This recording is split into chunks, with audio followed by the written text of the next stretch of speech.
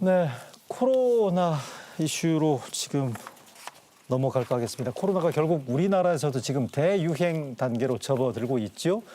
어제 확진자가 386명이 나왔고요. 지금 정신 바짝 차리셔야 될 것 같고 대비 단단히 해야 할 것 같습니다. 먼저 준비한 영상부터 함께 보시겠습니다.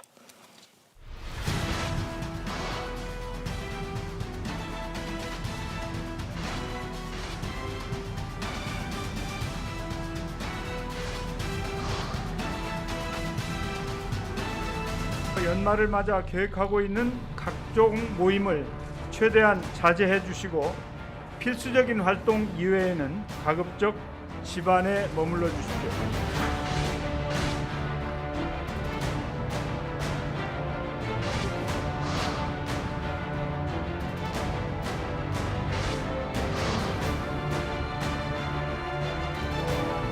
주간 하루 평균 환자 수가 200명에 도달하는 등 2단계 기준을 충족한다면 2주가 경과되지 않더라도 2단계 격상을 검토할 것입니다.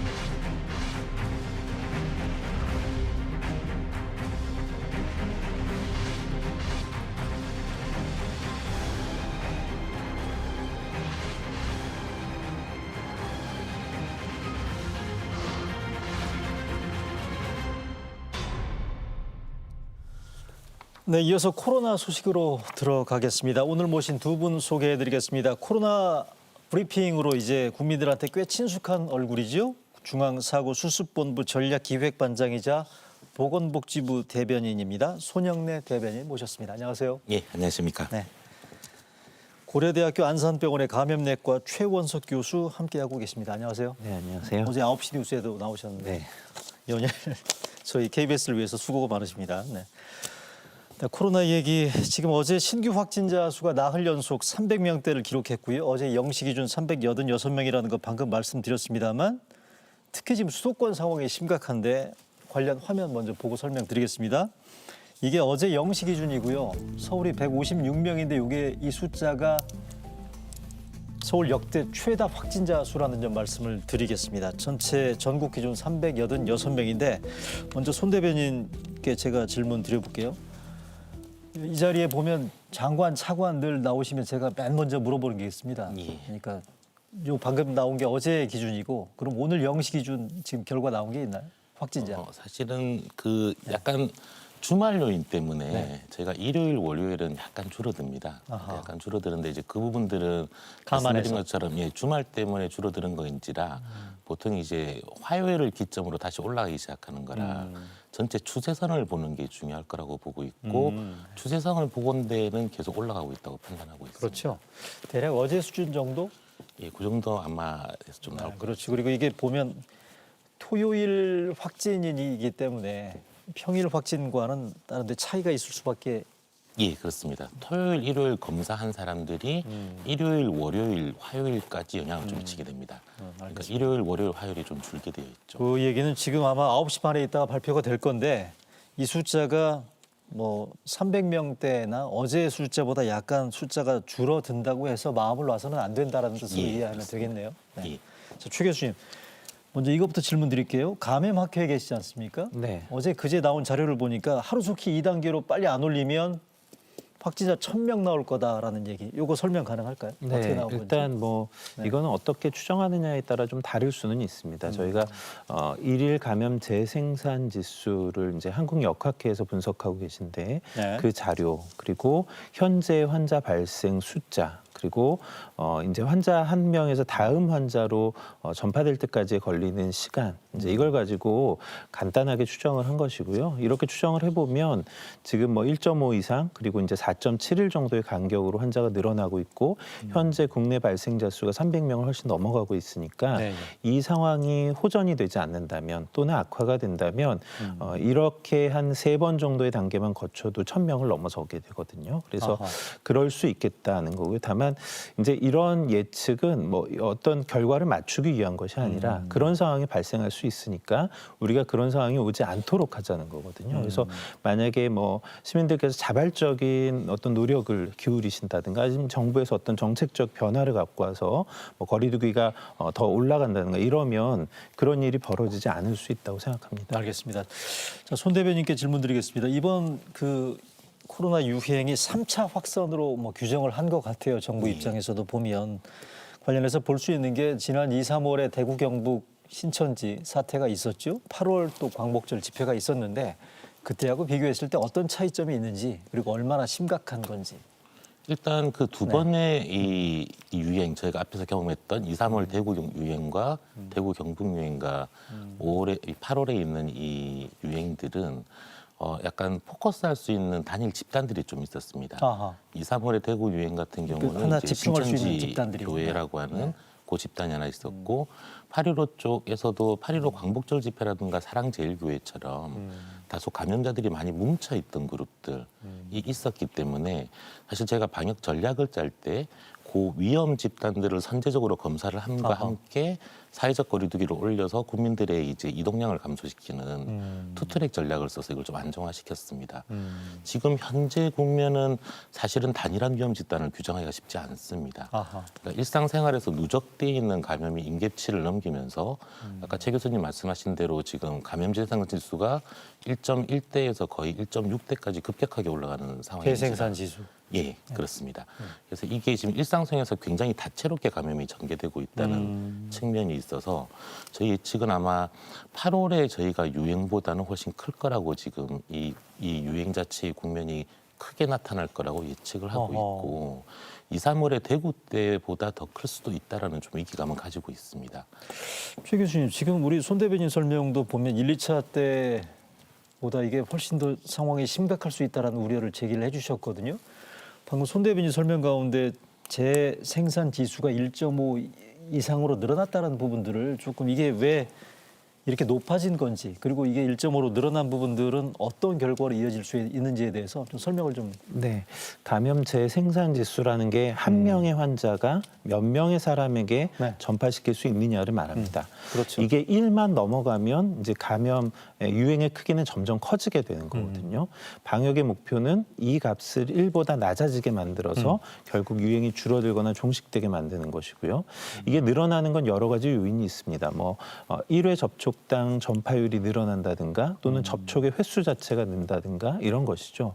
근데 뭐 바이러스가 아직은 전염력이 뭐 지난번 GH 그룹 뭐 이런 게 나오면서 전염력이 좀 높아졌던 측면은 있지만 최근의 변이가 전염력에 명확한 영향을 주고 있지는 않으니까요. 그런 것보다는 결국은 접촉의 빈도가 늘어난 것, 사회적인 활동이 늘어난 것 이런 것이 영향이 있을 거라고 보고요. 지난 8, 9월, 7, 8월 때보다는 더 상태가 지금 안 좋을 수 네, 있다는 그렇죠. 얘기죠. 그때 당시에 비해서는 이제 1단계로 낮아지고 나서 사회적 활동이 거의 다 재개가 됐고 뭐 마스크는 착용하고 계시지만 이전하고 거의 다르지 않은 수준의 활동을 하고 계시거든요. 그런 면이 있다고 생각하고 있고요. 또 바이러스의 측면에서도 바이러스 자체의 변이는 아니지만 지금 뭐 계절적인 요인이 바이러스가 환경 내에서 생존할 수 있는 시간을 길게 만들어 주거든요.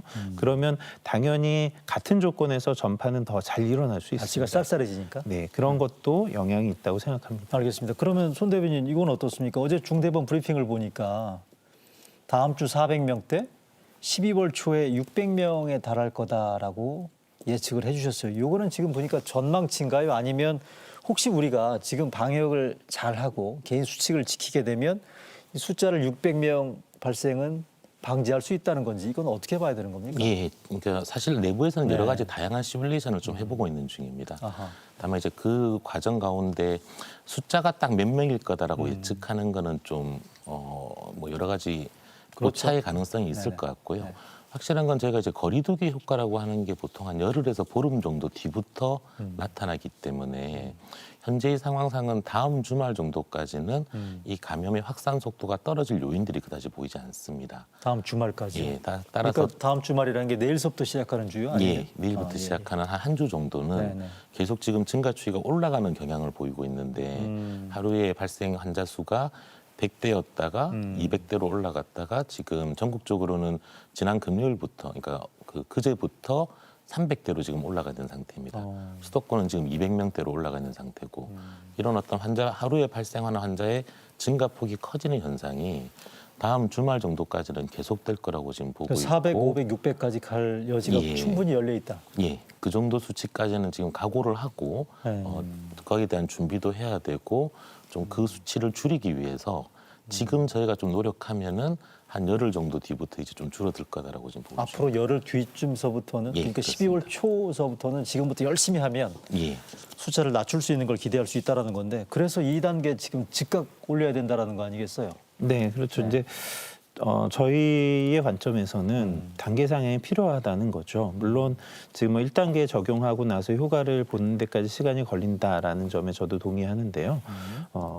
저희가 이제 뭐 열흘에서 2주 정도 봐야 된다는 게 이제 최대 잠복기 2주 정도가 필요하기 때문에 그런 이야기인데 지금 감염 간에 일어나는 그 사이 간격이 한 4, 5일 정도라는 점을 생각하면 한 일주일 이내에 어느 정도 효과를 평가해 볼 수는 있습니다. 근데 이제 지금의 확산세 자체가 또 발생하는 규모 또 앞서 말씀해 주셨던 것처럼 이전에 어떤 특정한 행사나 모임이 이제 규정지어질 수 있었던 것에 비해서 지금은 그렇지 못하다는 점을 생각해 보면 지금 적용하고 있는 방역의 단계가 충분하지 못할 가능성이 많고 뭐 그 효과를 평가하는 데 걸리는 시간을 기다리는 것보다 오히려 당겨서 적용하는 것이 전체적인 규모를 줄이고 피해를 줄이는 데 유리할 거라고 생각하는 거죠. 다음 주 그러니까 내일서부터 시작되는 새로운 주에 2단계 격상 가능성은 얼마든지 열려 있는 거죠. 예, 그렇습니다. 사실 단계 격상은 저희가 이제 사회적 거리두기 체계를 재정비하면서 네. 기준을 만들어서 기준을 지금 밝혀놓은 상황입니다. 수도권의 경우에는 평균적으로 100명을 초과하면 1.5단계로 올리겠다라고 했었고 그게 이제 지난주 저희가 금주 화요일 날 지난주죠. 지난주 화요일 날 저희가 100명이 올라가자마자 저희가 그렇게 발표를 하고 그렇죠. 1.5단계로 올렸고 목요일 적용됐고. 예. 네. 그리고 수도권이 200명을 평균 추이로 돌파하면 저희가 이제 2단계로 올리겠다라고 지금 말을 해놓은 상태입니다. 네네. 지금 이제 어제까지 환자만 놓고 봐도 수도권이 평균적으로 금주에 한 177명 정도까지 빠르게 상승하고 있는 국면입니다. 따라서 이런 추이선을 좀 보면서 저희가 사실은 말씀하신 대로 2단계 격상을 좀 신속하게 해야 될 필요성을 느끼고 있고 거기에 대해서는 지금 제반 관계부처와 지자체들 간에 협의에 지금 착수해 있는 상태입니다. 최 교수님 그럼 400, 500, 600으로 지금 늘어나게 되면 의료 인프라 괜찮을까요? 어떻습니까? 괜찮기가 좀 어렵죠. 사실은 이제 지금 의료 인프라에서 제일 중요한 게 중환자를 볼 수 있는 역량일 겁니다. 상대적으로 경증이나 중등도의 환자분들을 볼 수 있는 경험이나 또는 이제 시설의 확장면은 그래도 이전보다 나아진 면이 있는데 네. 중환자를 볼 수 있는 역량은 단기간에 확충한다는 게 사실은 쉽지 않거든요. 굉장히 간호사 많은 의사다. 네, 노력을 기울여야 하는 것이고 또 뭐 어떤 시설이나 또는 장비를 갖춘다고 하더라도 이제 뭐 훈련된 익숙한 인력이 투입이 돼야 되는데 이게 쉽지가 않은 거죠. 그래서 단기간에 확충이 좀 어려운 면이 있는데 사실은 지금 발생한 환자 숫자만 하더라도 이 환자분들이 당장은 중증이 아니지만 대개 한 일주일, 열흘 정도 지나면서 일부가 중증으로 진행할 가능성이 높고 네네. 그렇다면 일정 비율이 그렇게 간다고 생각하면 현재 남아있는 중환자 병상이 이미 발생한 환자들만으로도 충분히 찰 가능성이 높다는 거죠. 아하. 게다가 지금의 발생 양상이 지속되거나 더 나빠진다면 한 1, 2주 정도 지나면 중환자 병상이 부족해지는 사태가 발생할 거라는 위기감을 갖고 있습니다. 아이고 걱정이네요. 그다음에 우리 교육부에서도 좀 신경을 많이 쓰고 있는데 그 수능 얼마 안 남았지 않습니까? 예. 1년 동안 지금 시험 앞두고서 3년간 고생한 거 수험생들 이거 코로나 걸리면 한 방에 무산되는 거 아니에요?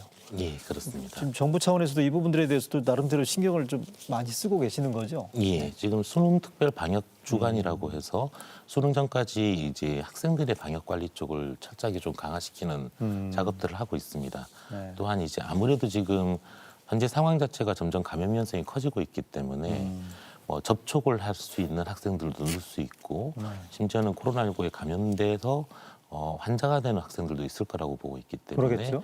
이러한 학생들도 시험을 칠 수 있는 체계는 지금 다 준비를 하고 있는 중입니다. 최악의 경우에 감염된다 해도 시험을 칠 수 있도록. 예, 시험을 칠 수 있는 아예 전용 병원들을 좀 설정해 놓고 있고 수능을 쳐야 되는 학생들이 만약에 환자가 되면 통상적인 생활치료센터나 감염병 병원으로 보내는 게 아니라 그렇게 수능을 칠 수 있도록 준비되어 있는 공간으로 배정을 해서 입원을 시키는 게 좀. 그런데 그거는 그 전에라도 수험생 둔 가정에서는 일단 집안에서도 마스크를 철저히 쓰고 수험생들을 위해서 최대한 방역을 좀 철저히 해야 된다는 생각이 드네요. 네, 그렇죠. 아무래도. 이제 아이들하고 접촉할 수 있는 분들이라면 모두가 주의가 좀 필요하겠죠. 네. 가족들도 활동 자체를 좀 제한해 줄 수 있으면 좋을 것 같고요. 네. 저는 수능 전에 아이들이 수능 안전하게 치를 수 있도록 준비하는 것도 중요하다고 생각하는데 사실 수능이 끝난 직후에 대한 우려도 있습니다. 아무래도 이제 큰 시험을 앞두고 철저하게 준비하다가 시험이 끝나면 활동이 추워지는 거. 네, 많이 늘어날 가능성이 있거든요. 이 시점이 그것도 걱정이네요. 네, 또 한 번 확산에 촉진을 시킬 수 있는 시기가 될 수 있어서 주의가 좀 필요할 것 같습니다. 수능 전도 중요하지만 수능 이후도 신경을 써야 된다는 최 교수님 예, 설명에 대해서는 그렇습니다. 정부에서도 신경을 좀 많이 써야 될 것 같습니다. 예, 맞습니다. 이거 하나 해보겠습니다. 백신 얘기인데 최근 들어서 백신 출시가 임박했다는 얘기가 지금 나오고 있지 않습니까? 이거는 제가 최 교수님한테 질문 드려볼게요. 어제 총리가 그제 보니까 백신 뉴스가 방역에 독이 되고 있다라는 얘기를 했단 말이죠. 그러니까 백신이 나온다는 얘기가 뭐 임박했다 이런 얘기가 나오다 보니까 사람들이 좀 긴장이 풀어진 게 아닌가라는 건데 현장에서 보시기에도 실제로 그런 게 좀 감지가 되고 있습니까? 네, 뭐 일부는 그런 것도 있는 것 같습니다. 이제 백신이 나올 거니까 이제는 거의 끝날 것처럼 느끼는 분도 있는 것 같고요. 근데 이제 다만 그런 것보다는 오랜 코로나의 유행을 거치면서 많이 익숙해지고 또 좀 무뎌진 측면이 더 있지 않나 하는 생각을 합니다. 근데 뭐 정부에서도 계속 이야기하고 계신 것처럼 백신이 개발이 성공하더라도 네. 올겨울의 유행을 이것으로 막을 수는 없거든요. 그러니까 백신에 기대어서 이번 상황을 돌파할 수는 없다. 그러니까 우리가 이미 해오고 있던 걸로 열심히 해야 된다. 이건 뭐 중요한 부분인 것 같습니다.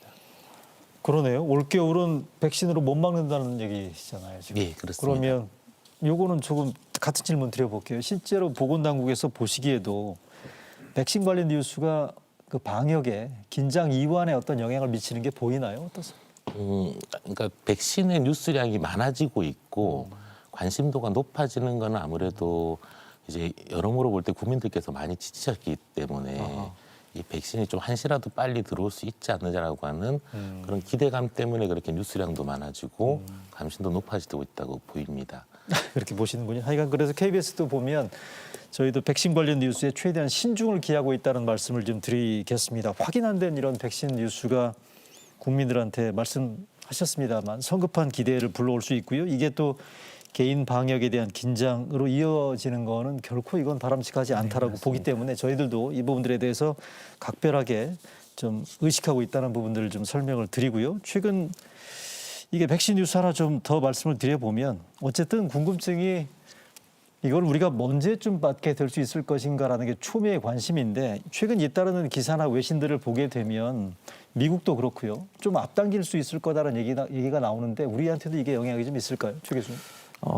일단 이제 미국에서 긴급 사용 승인의 네. 과정을 거치면서 빠른 접종을 가능하면 시도한다는 것이고요. 네네. 근데 미국이 긴급 사용 승인을 해서 접종을 시작한다고 하더라도 정말 빨라야 다음 달의 시작입니다. 그리고 이게 시작이라는 것이 중요한데 시작을 한다고 해서 미국에 있는 많은 분들이 유행을 차단할 수 있는 수준으로 동시에 접종한다는 건 사실 불가능하거든요. 네. 그러니까 이제 거기도 시작 시점이 그런 것이지 우선순위에 맞춰서 순차적으로 조금씩 늘려나갈 가능성이 높습니다. 우리나라도 이제 미국이나 유럽에서 허가가 되면 허가가 이어서 되고 또 뭐 협상하는 내용이나 뭐 확보한 백신량에 따라서 접종이 시작이 될 거라고 보는데요. 마찬가지로 시작되는 시점이 다수에게 동시에 접종되는 시점은 아니기 때문에 마찬가지로 어느 시점이 시작이 된다고 하더라도 충분히 유행을 차단할 수 있는 수준까지 갈 때까지는 시간은 꽤 걸릴 거라고 봅니다. 대충 언제쯤 보시는 거죠? 저는 이제 우리나라에서 접종 시작이 가능한 시기가 빠르면 내년 중순 정도는 가능하지 않을까 생각은 하고요. 접종 시작 시기. 네. 네. 그렇지만 접종이 충분한 수준으로 되는 것은 적어도 내년 말 이후는 될 거라고 생각합니다. 잠깐만요. 지금 FDA에다가 긴급 사용 승인을 파이자가 신청을 했다는 거고요. 빠르면 이달 말, 그러니까 연내에 접종이 시작된다라고 미국은 얘기를 하는데 그 갭이라고 하죠. 시차가 6개월 가까이 날 수도 있다는 얘기인가요? 우리나라는 그러면? 일단 뭐 공급량과 뭐 협상이나 만들어야 되는 체계 같은 게 있을 겁니다. 일단 미국에서도 올해 공급되는 게 5천만 도즈, 2,500만 명분 정도밖에 되지는 않고요. 또 내년에 생산되는 게 전 세계의 여러 국가로 가야 되는 상황일 테니까요. 그런 걸 생각해 보면 우리나라도 승인 과정 또 만드는 체계 이런 걸 고려한다면 내년 중반 뭐 기대하기로는 봄을 좀 지나고 나면 접종할 수 있으면 좋겠다는 생각은 하고 있습니다. 복지부에서도 이런 얘기 나옵니까? 우리 최 교수님 설명. 일단 아직. 사실 변수가 좀 여러 가지로 많은 상황입니다. 지금 이제 아주 선도 그룹 중에 먼저 출시를 하고 있는 게 화이자나 이제 모데나 같은 데가 먼저 출시를 하고 있는 거고, 아직도 이제 삼상에 들어가 있는 여러 가지 유력한 백신 회사들의 결과들이 아마 조만간 하나하나씩 지금 발표되기 아스트라제네카? 시작합니다. 네. 예, 그렇습니다. 네. 아스트라제네카도 있고 존슨앤존슨도 있고 지금 그런 백신들이 아마 2, 3주 내에 전부 다 결과들이 발표되면서 미국 FDA를 비롯해서 각국의 이제 FDA 쪽에 네. 이런 것들을 긴급 승인을 받기 시작할 겁니다. 그러니까 그런 과정 속에서 저희도 지금 이런 백신들하고 지금 이 백신을 제조하는 회사들과 협상을 하고 있는 단계이고 이 협상 과정 속에서는 이제 어느 회사를 통해서 어느 정도 물량을 확보할 것인가 그리고 그게 언제 공급이 가능할 것인가 등등에 대한 다양한 부분들이 작용을 하게 될 겁니다. 그리고 이제 또 하나 안전성과 유효성을 우리나라 FDA가 또 이제 긴급 승인을 해야 되는 절차를 가져가야 될 겁니다. 이제 우리 그 식약처. 부분도 그렇죠. 예, 우리 식약처에서 어떤 식으로 좀 이걸 바라봐 줄 거냐. 사실 미국 같은 경우는 굉장히 빠르게 아마 긴급 승인을 지금 하고 있는 거고. 네네. 저희는 아마 안전성 쪽을 좀 어느 정도나 바라봐야 될지는 또 다른 좀 이제 전문가분들과의 좀 논의를 통해서 결정해야 될 과정일 겁니다. 요거 하나 질문 드려볼게요. 그러면 그 우리나라한테 백신 생산에 대해서 문의가 온다라는 그 중대본 브리핑이 있단 말이죠. 그러니까 백신 확보에는 문제가 없다라는 걸 설명을 하면서 예. 복지부에서 이 부분들에 대해서 이런 그 백그라운드 설명을 했는데 요거는 어떻게 이해를 해야 되는 거죠? 그러니까 뭐 두 가지 측면이 있는데 하나는 지금 한국의 경우에는 의약품의 제조 생산 능력이 굉장히 좀 뛰어난 편입니다. 아하. 그러니까 이제 우리가 특허를 개발한 게 아니라 그런 이제 백신을 개발한 회사 입장에서는 세계적으로 생산 거점을 좀 둬야 되는데 그 생산 거점을 두기에 좀 유리한 나라 중에 하나가 한국입니다. 그러니까 기술 수준도 높고 예, 예. 그다음 교통 접근성이나 인프라도 굉장히 잘 돼 있고 의료 수준도 높기 때문에 평가도 굉장히 좋은 편이라 이런 부분에서는 이제 이런 쪽에 좀 유리한 측면이 있다는 부분이 백신 하나가 확보에. 있고요. 이제 그게 백신 확보에도 좀 영향을 미쳐서 제가 백신 확보에 있어서도 국민들께서 걱정하시는 게 너무 뒤처지는 거 아닌가라는 걱정들이 좀 있으실 건데 네네. 저희가 시장 규모도 굉장히 큰 나라 중에 하나고 이런 어떤 생산 거점을 확보하는 측면에서의 이런 회사들과의 좀 이익이 맞아떨어지는 부분들 네네. 거기에 더해서 의료 쪽이나 전체 국가 수준 자체가 높기 때문에 네네. 백신의 품질 관리라든지 관리 자체의 좀 측면에서의 용이성들이 있어서 협상력 자체에 있어서는 크게 뒤지지 않는다라는 걸 좀 강조해서 설명한 부분. 그 얘기는 그러니까 백신 확보와 백신 접종에도 긍정적으로 영향을 미칠 수 있다는 걸로 이해를 해도 될까요? 예, 그렇습니다. 알겠습니다. 자, 마지막으로 우리 최 교수님, 아까 올겨울은 백신 없이 꼼짝없이 버텨야 된다고 말씀하셨잖아요. 그럼 이 시점에서 우리가 지금 당연히 마스크 열심히 써야 될 텐데 또 뭘 우리가 신경을 써야 되고 개인 방역은 어떻게 철저히 해야 되는지에 대해서 좀 설명을 좀 부탁드릴까요? 제가 뭐 계속 반복된 이야기를 네네. 하고 있는데요. 이제 우리가 어떻게 해야 될지 모르는 분은 없지 않습니까? 또 아까 말씀드린 것처럼 백신에 기댈 수는 없는 것이니까 우리가 해오던 걸 잘해야 되거든요. 네. 저는 지금 우리가 해야 될 일이 버티기라고 생각합니다. 버티기. 결국 끝나는 시점은 올 거고 끝나는 시점에 저희가 정말 좋은 백신을 잘 확보해서 접종할 수 있다면 그것을 통해서 네. 아마 이 상황을 마무리 지을 수도 있을 텐데 그것이 오기 전에 큰 피해를 입어버리면 사실 백신이 아무리 성공적으로 개발되어도 피해를 줄이는데 영향을 주지 못하거든요. 그러니까 우리가 좋은 결말을 맞이할 수 있는 그 끝이 올 때까지 잘 버텨나갔으면 좋겠고 국민들께서 결국 어떻게 해주시냐가 중요한 부분이라서 그때까지 지금 알고 계신 것, 해오셨던 것들을 조금 더 열심히 해주셨으면 좋겠다고 생각합니다. 자, 손 대변인 마지막으로 국민께 당부하시고 싶은 보건복지부 대변인의 설명. 예. 네. 사실 지금 올겨울은 코로나19가 되게 크게 유행할 위험성이 크다고 다들 경고하고 있었습니다. 지금 국내의 상황 자체가 이 코로나19의 확산세를 볼 때 상당히 큰 유행 곡선을 그릴 수 있다는 위험성이 커지고 있습니다. 따라서 사실은 지금 현재는 손 씻기나 마스크 착용 같은 기본 수칙은 물론이고 한 3가지 정도를 굉장히 좀 유의해 주셔야 된다고 네. 봅니다. 예. 첫 번째는 특히 수도권에 계신 분들은 연말연시 모임이나 약속들을 가급적 취소하거나 연기하면서 사람들과 많이 만나는 것 자체를 좀 줄여주셔야 됩니다. 예. 두 번째는 실내 사람들이 많이 밀집하는 실내 다중이용시설들, 네. 특히 이제 이 공간 특성 자체가 식사를 한다든지 목욕을 해야 된다든지 마스크 착용 자체가 좀 어려운 공간이다라고 하면 이 공간은 가급적 피하시는 게 낫습니다. 마지막 3번째로는 검사를 좀 빨리 받아주시는 것도 굉장히 아하. 중요합니다. 지금 하나의 감염 진단을 받았을 때 벌써 한 4차나 5차 전파까지 된 상태를 저희가 자주 발견하고 있기 때문에 증상이 있으시면 가급적 빨리 검사를 받아주시는 것. 이 3가지가 현재 좀 이 대유행 국면으로 들어가고 있는 상황에서 굉장히 중요한 좀 실천 사항들입니다. 네, 정리하자면 연말연시 모임을 취소해달라는 거, 그다음에 실내 공간 활동 조심하고요. 증상 있으면 빨리 검사 받아달라는 보건복지부의 당부 말씀이었습니다. 오늘 말씀 잘 들었습니다. 감사합니다.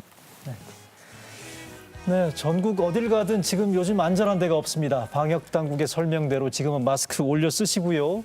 거리 두기 확실하게 하는 수밖에 없겠습니다. 오늘 이루어진다 마치겠습니다. 시청해 주신 여러분 고맙습니다.